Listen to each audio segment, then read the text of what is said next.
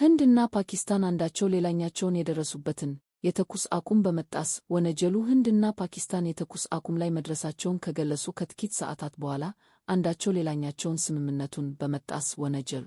በህንድ ቁጥጥር ስር በምትገኘው ካሽሚር ፍንዳታዎች ከተሰሙ በኋላ የህንድ ውጭ ጉዳይ ሚኒስትር ቢክራም ሚስሪ ስምምነት ከተደረሰ በኋላ ተደጋጋሚ ጥሰት ተፈጽሟል ብለዋል። የፓኪስታን ውጭ ጉዳይ ሚኒስቴር በበኩሉ በተወሰኑ ስፍራዎች በህንድ የተፈጸሙ ጥሰቶች እያሉም ቢሆን ለተኩስ አቁሙ ትግበራ ቁርጠኞች ነን ብለዋል።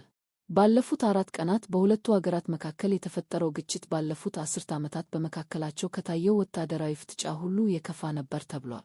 ህንድ ባለፈው ወር በፓልጋም ለደረሰው ጥቃት ምላሽ በሚል በፓኪስታንና ፓኪስታን በምታስተዳደሩ ካሽሚር ግዛት ላይ በሰው አልባ አውሮፕላን ሚሳኤሎች እና ሌሎች ተተኳሾች የታገዘ ድብደባ አድርጋለች።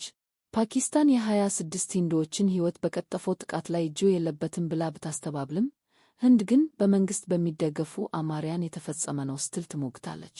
ለ4 ቀን ከቆየው ድንበር ተሻጋሪ ጥቃት በኋላ ፓኪስታንና ህንድ ሙሉ እና ወዲያውኑ ተፈጻሚ የሚሆን የተኩስ አቁም ለማድረግ ተስማምተዋል። ሁለቱ አገራት የተኩስ አቁም ለማድረግ መስማማታቸውን የአሜሪካው ፕሬዝደንት ዶናልድ ትራምፕ በትሩዝ ማኅበራዊ ሚዲያ ገጻቸው ላይ ይፋ አድርገዋል። አክለውም በአሜሪካ ሸምጋይነት በሁለቱ ኒውክሌር ታጣቂ አገራት መካከል ተኩስ ለማቆም ስምምነት መደረሱን ተናግረዋል።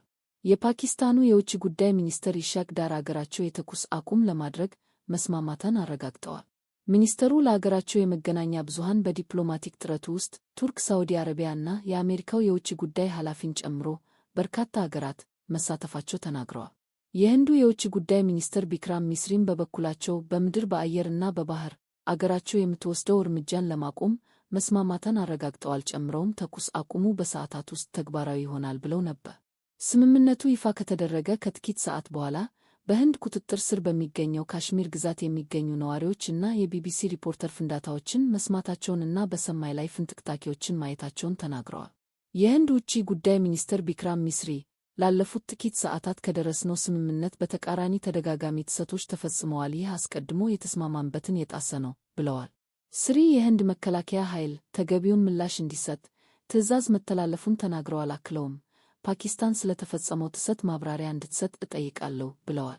የፓኪስታን ውጭ ጉዳይ ሚኒስትር ቃል አቀባይ በበኩላቸው ፓኪስታን ቀደም ብሎ በህንድና በፓኪስታን መካከል ለተደረሰው የተኩስ አቁም ስምምነት ቁርጠኛ መሆኗን መግለጽ እፈልጋለሁ። ምንም እንኳ በተወሰኑ አካባቢዎች በህንድ የተኩስ አቁሙ ቢጣስም የጦር ኃይላችን ጉዳዩን በኃላፊነትና በመታቀብ ተቆጣጥሮታል።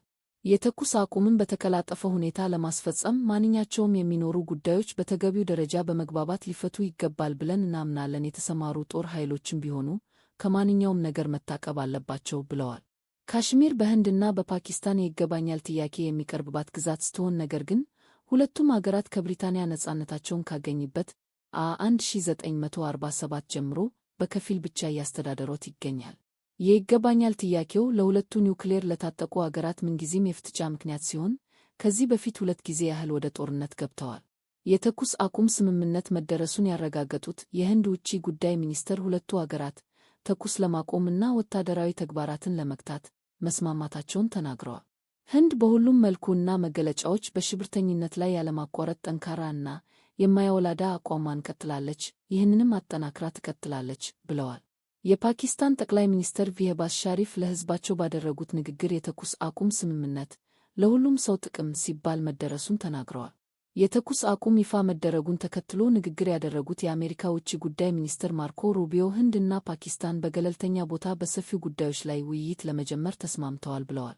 አክለውም እርሳቸውና የአሜሪካ ምክትል ፕሬዝዳንት ጄዲ ቫንስ ከህንድና የፓኪስታን ከፍተኛ ባለሥልጣናት ጋር የአገራቱን ጠቅላይ ሚኒስትሮች ናሬንድራ ሞዲ እና ሼህባዝ ሻሪፍን ጨምሮ ለ48 ሰዓታት ያህል ንግግር ማድረጋቸውን ጠቅሰዋል። የተባበሩት መንግሥታት ድርጅት ዋና ጸሐፊ አንቶኒዮ ጉቴሬስ ግጭቱን ለማርገብ የሚደረገውን ጥረት ሁሉ በደስታ እንደሚቀበሉ ተናግረዋል።